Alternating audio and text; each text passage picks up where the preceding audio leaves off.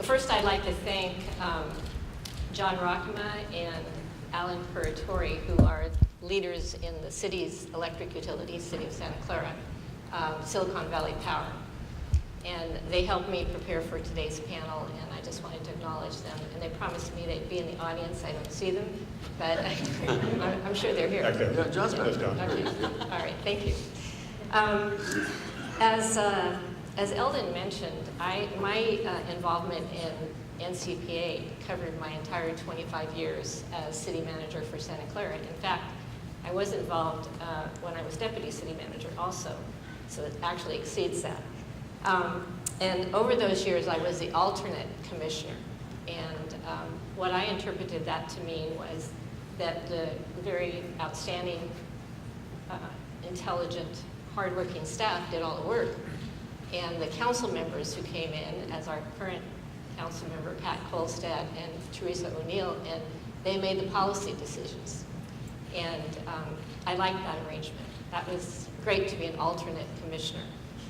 The one thing that I did have to do, though, is to make sure that we had council members who were willing to give their time to NCPA, because as all of you who have been involved know, it's a great time commitment for a council member. Not only do you have to be prepared for the meeting and get up to speed on the issues and what the policy decisions are going to be made or will need to be made, you also have to travel to the meetings, and there's just a huge sort of unit of work there.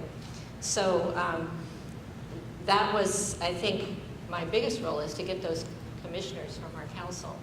And once or twice I was accused of twisting arms. But even in those cases, the council member would come back afterwards and say it was really worth the effort, and I'm glad I put in the time to be part of NCPA. And I would like to go back already. Don von Braceville's name has been mentioned, and for me, the early years of NCPA's formation, really, Don von Braceville was a key person in that. Now, I wasn't there during that 25 years, but I've certainly heard about it and read about it and appreciated his contribution. He was city manager from the very early 60s to middle or late 80s. And he was really, as John Rockema and I were talking about this, he was really a champion of NCPA at every level. He was a big picture person. He was known for being a fiscal conservative, but he was also known for being very innovative, creative, and having a vision of things that were needed not only for our city's electric utility, but for the city in general. And in addition, and I think we find many examples of this in NCPA, he was a mentor. Apparently to other people besides me, he was certainly a mentor to me in that he really taught me the value of the city's electric utility, as well as our membership and our participation in NCPA, and emphasized to me how important that was. And we showed that, I think, through the commitment from our council members over the years, and I know this is true for the other utilities also. And we had at least 3 chairs, Gary Gilmore, Vern Dito, and Pat Kolstad, who we were very proud that they were chairs of NCPA. And we were also very proud, believe it or not, that the first office of NCPA was in that funny little location in Santa Clara, right behind a gas station. It was easy if you wanted to fill your car on the way home, but otherwise it was a little bit hard to find. But it was nice to have Norm Ingraham there, and we were proud that NCPA did have its first offices in Santa Clara.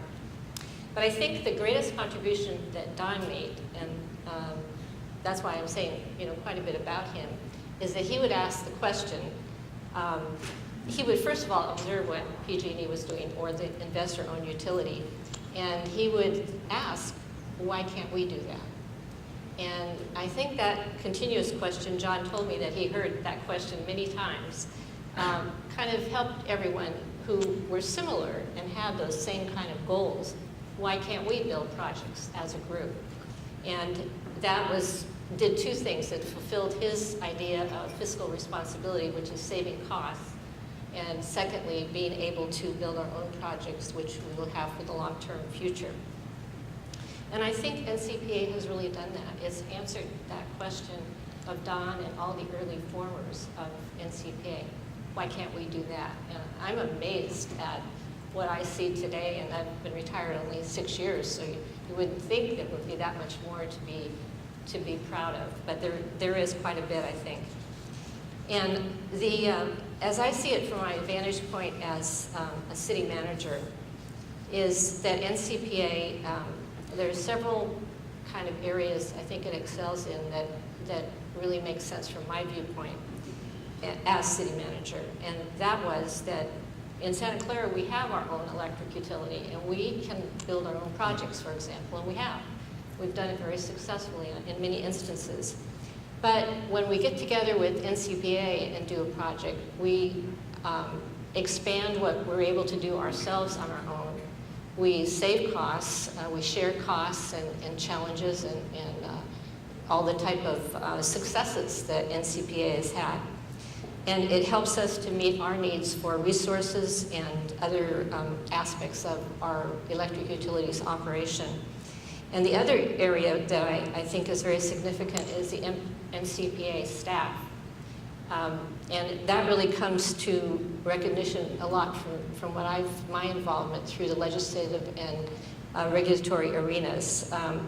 The NCPA staff and their professional approach have helped us to have our voice in Sacramento and in Washington, D.C. to a much greater extent than we would have on our own. And I worked with Roger, and while he was really kind of bringing that whole area into fruition, and I know Jane Cerzioni and her staff have continued to do just excellent work in that area. And from the city's viewpoint, by NCPA taking lead in this very important area, we don't have to dedicate as many resources in the city as we would if we were doing that on our own. And yet we still are very involved, and we get to have the communication not only with our council members, with our state and Washington, D.C. representatives, but also at the other levels that the NCPA allows us to do. And the thing that I find out here when I hear different people speak over the years about NCPA is in our city of Santa Clara, we really worked hard to be a part of NCPA and to support the group as a whole. And there have been times over the past where it becomes difficult for some members to continue to participate. And sometimes you have to call on some of the other utilities to help with that, to keep the group together. And the benefit that we get from that, besides the projects and the other, what you might call the more practical things, we get to promise our residents that we will have reliable sources of power, that we will have competitive prices, and that we will have renewable resources. And I am amazed at how early on NCPA started looking for renewable resources. And now it's something that's over the years now, the green power and other variety or diversity of resources is so important. But mostly, I think it gives us the opportunity to provide better service to our residents and businesses, our customers in Santa Clara. And my conclusion with NCPA is really that not every city and not every city manager has the opportunity to have its own electric utility and a joint agency like NCPA that works for us. And I think, in fact, that NCPA really has been a model of government working together over this 50 years, and I see a strong future for NCPA. Thank you.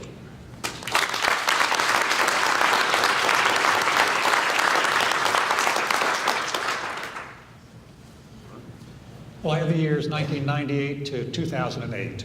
And as I was thinking about that, it reminds me of the old Chinese curse, may you live in interesting times. And I think that decade certainly was. The second of three curses was, may you come to the attention of the authorities. And I think we did that too in that decade.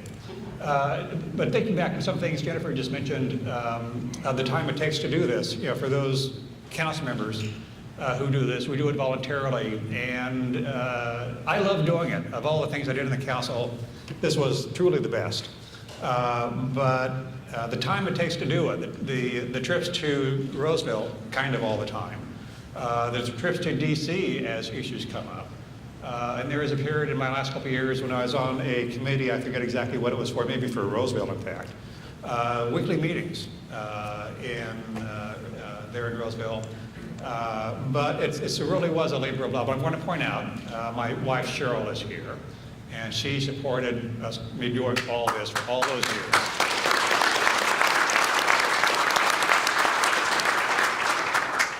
I'm going to also point out that Pat Kolstad chided me for not pointing out Cheryl on a previous meeting, so now I've done it. Also, Roger mentioned in a couple things some of our local representatives who have carried water for us. And that leads into a big issue, and that is what we call local control, where we, the people, the customers, directly are the ones going to the government to, satisfy our very personal needs. We need electricity, we need power.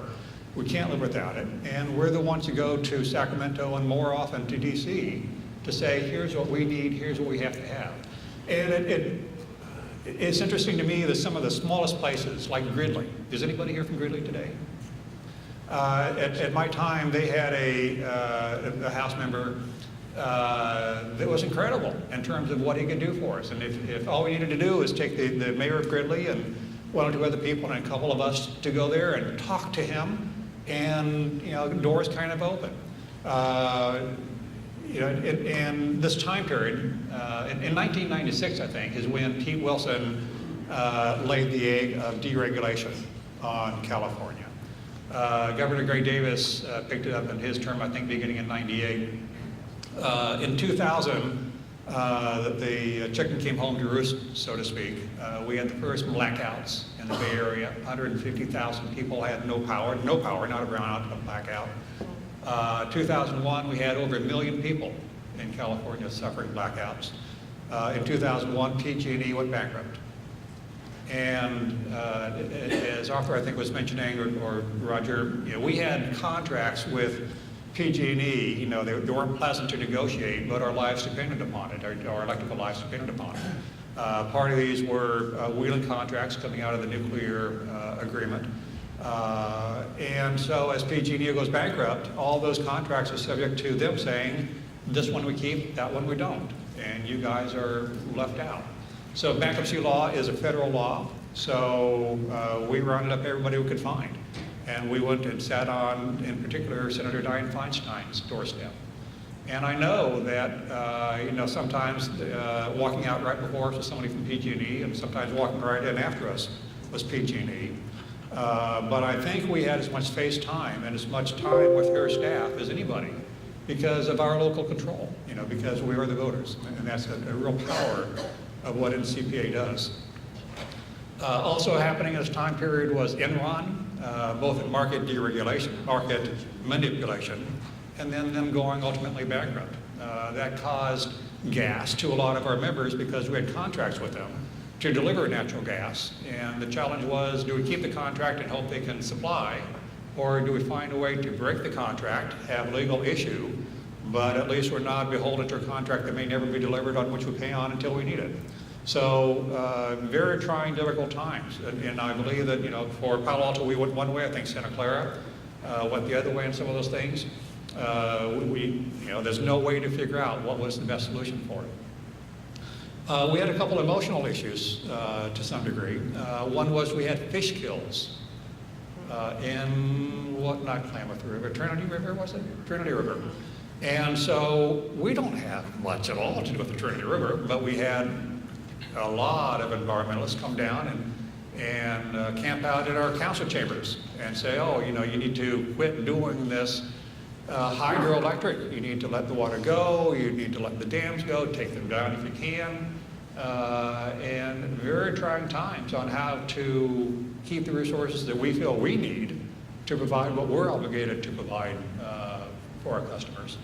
The final thing I want to mention is also was an emotional process for it. You know, as much as anything I've been involved in politics, as local politicians, all politics, NCPA is a family. I mean, we are all kumbaya working together, you know, in support of each other. And probably in 2006 or 2007, Roosevelt said, oh, we're leaving. And it's like your wife saying, I'm getting a divorce. And I'm walking out the door, and you can't stop me. It was hard for all of us on figuring out how to deal with it. You know, so here's a member who's involved in everything. They share resources, they share costs. We had to come up with an equitable way of letting them go.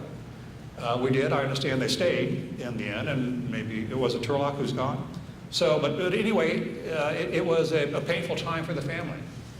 But that is, in the end, what NCPA is and what we do. We're all sharing the same objectives, the same goals, and the same ways of doing it. And I'm just happy to have been there. Thank you.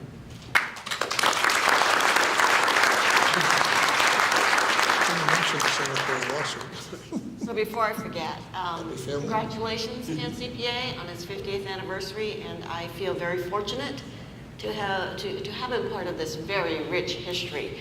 Eldon, I think it was many, many years ago when I first met you, and you and I were on an interview panel for the NCPA Assistant General Manager over Generation, and here we are again, many years later on another panel. Before I begin my reflections to time, I just want to take a quick moment to recognize one of our extended NCPA family members. This person is here today. This person, throughout my professional career, has been my teacher, my mentor, my boss, is now a very dear friend. She took a lot of chances on me. She encouraged me. She recommended me. She hired me many times over the years. And I am very grateful to have had Yonona Jonas in my professional career and now in my personal life.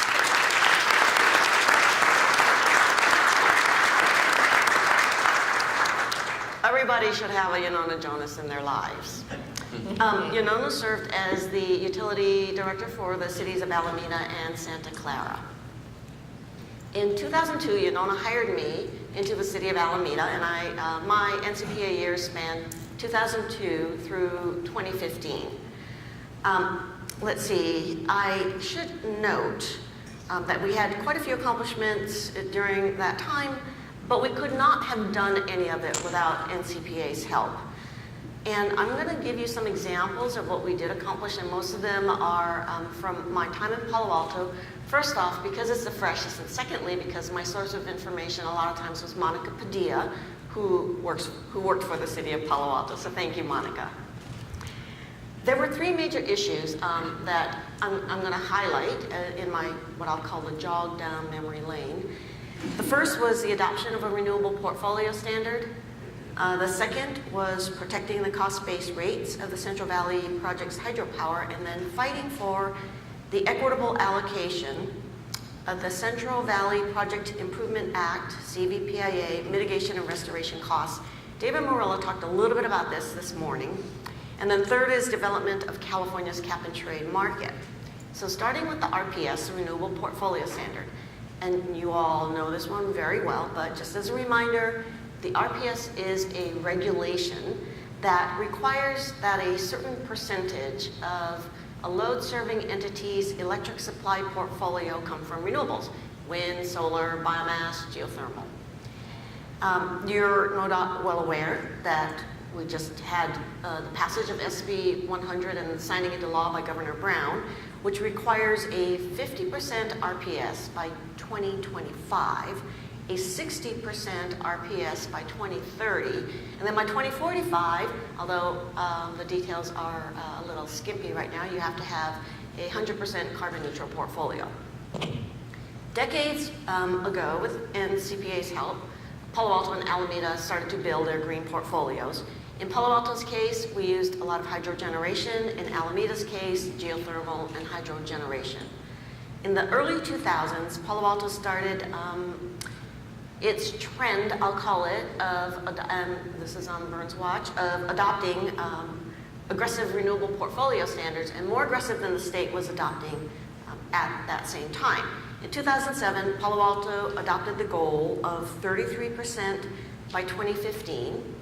And then in 2011, the state adopted a 33% goal by 2020, so 4 years later. In 2013, Palo Alto achieved a carbon neutral portfolio, and then in 2017, Palo Alto achieved a carbon-free portfolio. And John Abendschein, if I get any of this wrong, you just go ahead and blame Monica Padilla. The carbon neutral portfolio in 2013 comprised large hydro, wind, solar, and then landfill gas to energy resources. And then we purchased market power to fill in the gap because we didn't actually have enough resources under contract for the full demand of the city.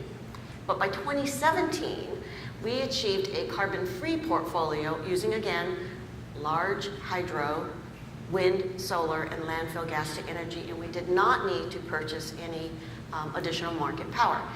I'm going to back up 1 second. I forgot to say that to achieve the carbon neutral status in 2013, for that power that we purchased on the market, it has inherent in it carbon, and we neutralized it by buying renewable energy certificates. In 2017, we didn't need to buy any more renewable energy certificates to make our portfolio clean. The Central Valley Project, and it's been talked about a couple of times here, provided clean hydropower, and both Alameda and Palo Alto use this in our portfolios. For Palo Alto, CVP power comprised 40% of our electric supply portfolio. Remember, 40% in an average hydro year came from large hydro. Then another 10% came from NCPA's Calaveras Large Hydro Project. So basically, in an average hydro year, 50% of the Palo Alto portfolio was large, clean hydro. In a wet hydro year, that 50% could actually increase to 60%.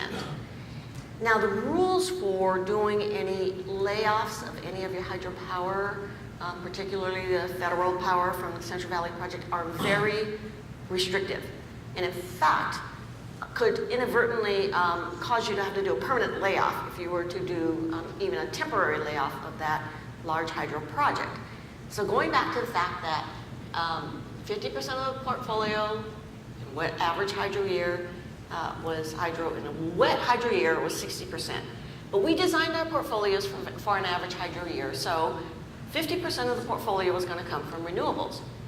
Well, you can't have a portfolio of 60% hydro and 50% renewable because all of a sudden you're over 100%, so you have to do something. That was a huge problem for us. And it seemed like we were, at the same time we might miss a state-mandated RPS goal, it seemed so convoluted that we would be forced to follow that when our portfolio was absolutely clean. Fortunately for us, NCPA and Jane with the LNR team, I know Greg Cook, thank you very much, took this issue to Sacramento and helped us make the case that we should not be penalized for early action because our portfolio was clean, and ironically today, Palo Alto meets the 2045 goal of 100% clean portfolio, and successfully argued for a carve-out for entities like Palo Alto that did do early action prior to any of these rules really being established and achieved clean portfolios.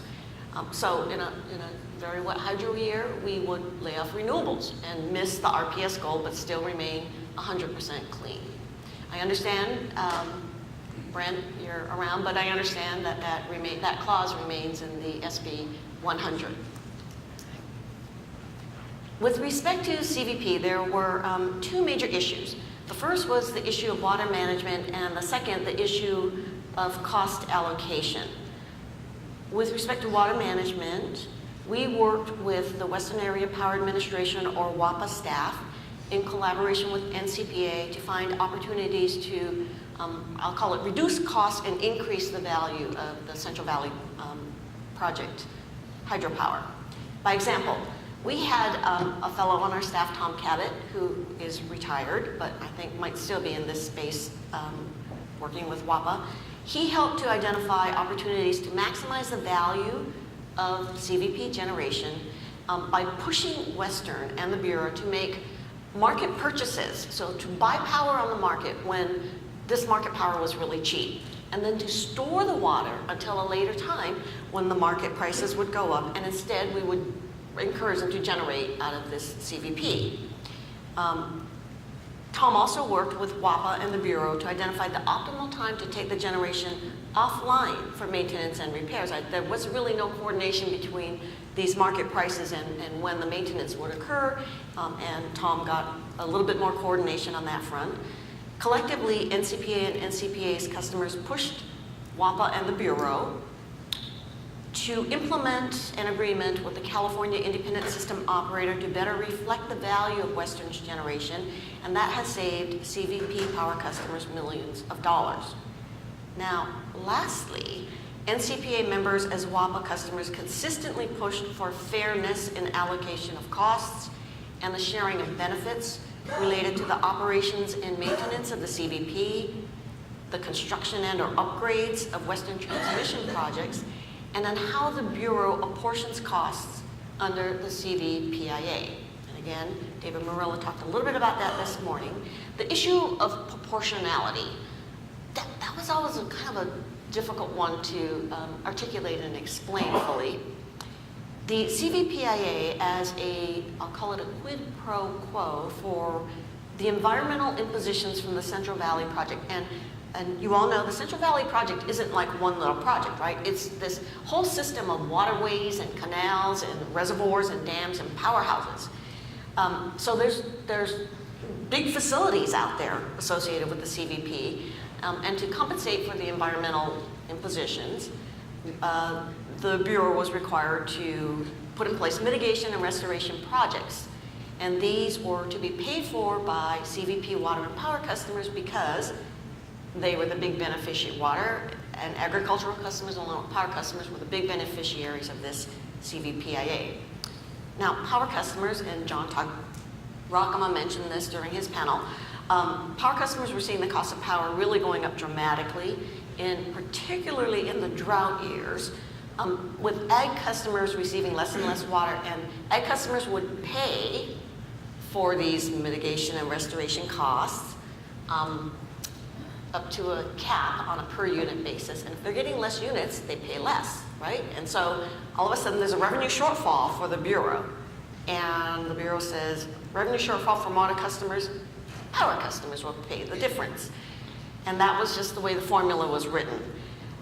Over a period of about 10 years, I think it was, power customers paid over $120 million in mitigation and restoration costs that otherwise would have been identified as water customer costs. As a result of that, NCPA took a lot of steps. And I remember we met quite a bit with Western administration, the Bureau administration, and we tried to make the case. We got, a lot of sympathy, a little bit of action, but there was really never an agreement with the interpretation of the CVPIA and its application.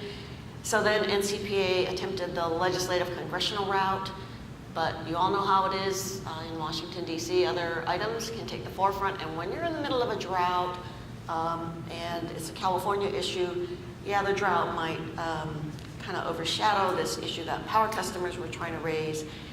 And so before I retired from NCPA, along with the cities of Redding, Roseville, and Santa Clara, sued the federal government. Here's the thing about one of our DC trips. I remember sitting, Debbie, you'll remember this, sitting in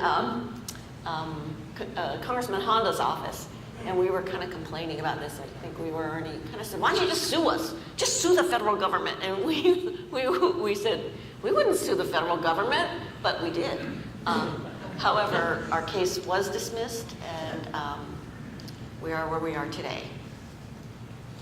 So that brings me to the third issue. And this one consumed a lot of staff time and both NCPA and city resources, not just Palo Alto. I know Santa Clara spent a fair amount of time on this as well. Cap and trade. The cap and trade program is a market-based program, and it's a market-based way to control emissions, in short. The system is where there are allowances that are allocated or sold. And an allowance is the right to emit greenhouse gases. So these allowances are allocated or sold to those who are required to participate in the market. The allowances are time-stamped, where the right to emit greenhouse gases applies to very specific years. The allowances have to equal an entity's emissions, or if the entity doesn't have enough, they have to go to auction and they have to buy allowances to cover their emissions. In the case of electric utilities, we were required to consign all of our allowances to be sold at auction. And then from the auction revenues, we had to identify the use of auction revenues that would be for the benefit of ratepayers. Now, I remember one of the early questions that came up, and NCPA actually played a key role in helping us navigate this one, was so the California Air Resources Board designs the cap-and-trade market. It oversees the auctions, but maybe it just doesn't want to administer penalties. Maybe there should be a different entity that would administer the penalties. Now, as an entity who has to be in the market, you're now thinking, okay, so there could be 2 state agencies. Just imagine there's going to be all this redundant reporting. We're going to have even more and more data that we're going to have to provide to 2 agencies. And not only that, but there's going to be 2 agencies in our business overseeing everything that we do with respect to this cap-and-trade program.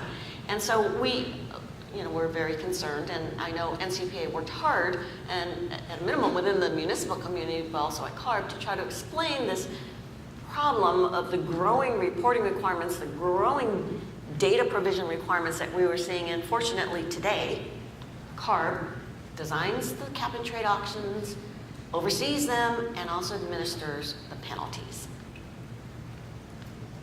Both Alameda and Palo Alto, we were committed to protecting the environment. We did this through developing clean electric supply portfolios. But our portfolios, over time, became more and more reliant on intermittent, non-load following renewable resources such as wind and solar.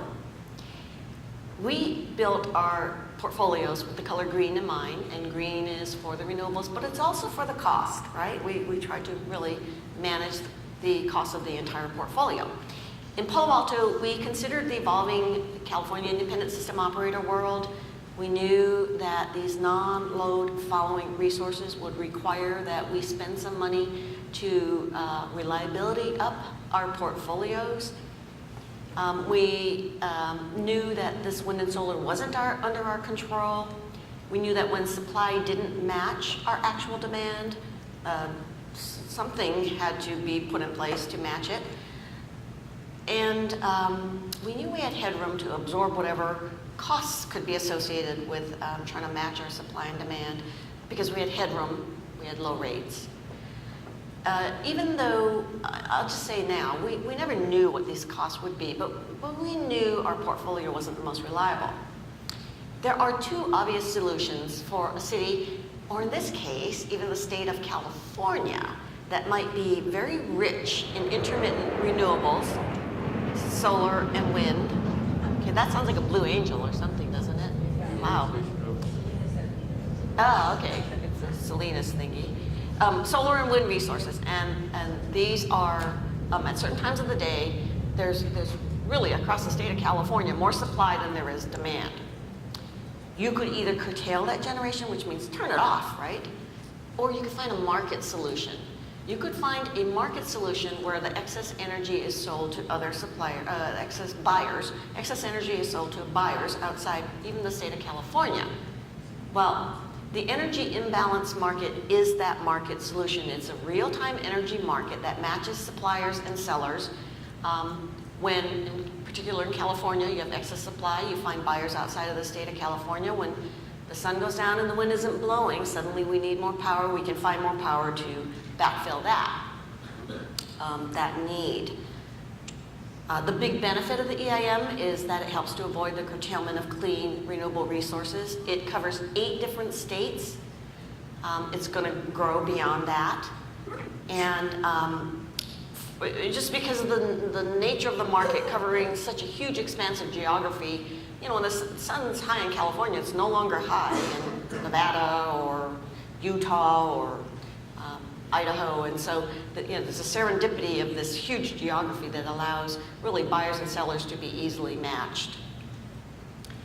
I am currently on the role on the Energy Imbalance Governing Board. I consider myself to be very lucky to be part now of the solution created really by an unintended consequence of having a very green portfolio. I thank Randy and the market sector that he represents, which is all of you in this room, for my current opportunity on the EIM governing body. And I'd like to give a shout out to my colleague, John Prescott, who is here today as well, in the corner over there. He's doing this, so you won't see him. So before I let you head out for an evening of fun, I just had to tell you one other UD story, and Bob Marshall, you're clear on this one. It was a time that Ron Stasi saved my life. Ron Stasi was the UD from Lompoc. It was a really dark night, and a whole bunch of us utility directors had gone out to dinner. We were at the NCPA annual UD planning session in Pacifica, and we thought, let's burn off some calories. Let's walk back to our hotel. To walk back to our hotel, we had to cross Highway 1. There's no lights on Highway 1, except for the car lights coming at you. And so there was like some gap in the traffic, and we all said, hey, let's run across the street. And Bob Marshall was there, by the way. So we all ran across the street, except I hit some uneven paving and I fell. And Ron Stasi was in front of me, and there's some cars that are coming at us. And he actually stopped, turned around, kind of helped pick me back up, and we both finished scampering across the road, no worse for the wear, except for I did have a hole in my jeans. And so I'd say today, Ron Stasi saved my life. He reminds me of this whenever he sees me. Ron Stasi saved my life. And I note that this is just another example of joint action between a small and large member of the NCPA family.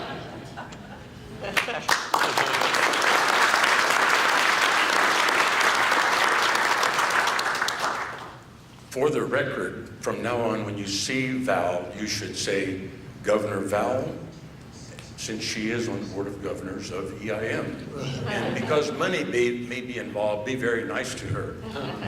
I want to ask a question that, as the issue has been raised, but there's this delicate balance between our elected officials, representatives to NCPA alone, or do you become a representative back to your local city?